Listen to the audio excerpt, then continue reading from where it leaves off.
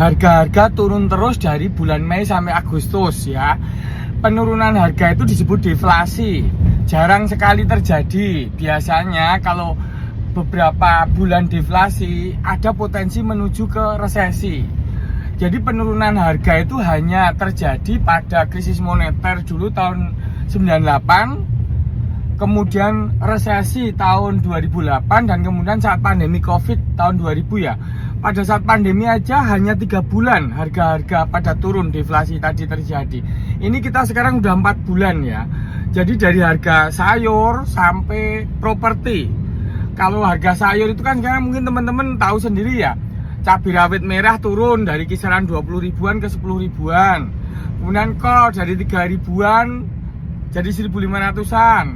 Kemudian harga ayam ya, ayam potong itu kan dari berapa? 30.000 yang dibagi 4 itu jadi ke angka 20.000. Bahkan tomat itu per kilo dari kalau nggak salah 20 ribuan deh itu. Sekarang tinggal 30 ribuan ya. Sekarang tinggal harga 8 ribuan per kilo. Kemudian ke sektor properti. Sekarang sudah mulai terjadi bubble properti. Banyak perumahan, ruko dibangun di mana-mana. Banyak ruko kosong disewain. Ya, kemudian perumahan-perumahan sebagian yang non subsidi apalagi nggak laku ya.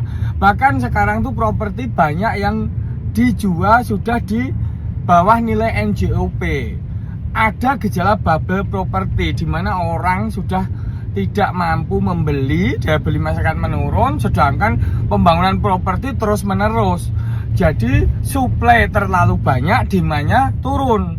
Demikian juga kayak macam kasus sayur tadi.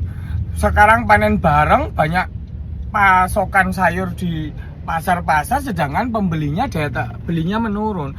Ini sebagai tanda untuk pemerintah harusnya hati-hati. Saatnya pemerintah intervensi. Bank Indonesia tuh turunkan suku bunga, permudah kredit, kemudian perbanyak pekerjaan atau lapangan kerja yang proyek-proyek yang padat karya. Kemudian kendorkan dulu target pajak yang terlalu tinggi, karena bukan apa-apa, daya beli masyarakat akan semakin tergerus. Pada saat ini pendapatan masyarakat yang stagnan itu tidak mampu mencukupi banyaknya ragamnya kebutuhan yang ada di zaman sekarang. Ya, tetapi teman-teman yang sedang jualannya turun, usahanya turun, nggak usah khawatir.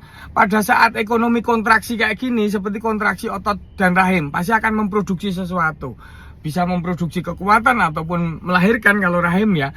Demikian juga pada saat kontraksi kayak gini, biasanya orang akan otomatis mengencangkan ikat pinggang untuk hemat dan kemudian mulai disiplin dan pasti akan memacu produktivitasnya lagi. Jadi ketika ada periode turun seperti ini, semua hukum pasar akan menyatakan seperti kurva lonceng. Ketika sedang turun gini, kita nunggu waktunya naik.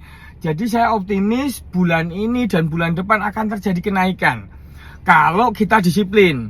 Ya, jadi mungkin hemat dan disiplin itu yang terpenting, kemudian naikin produktivitas.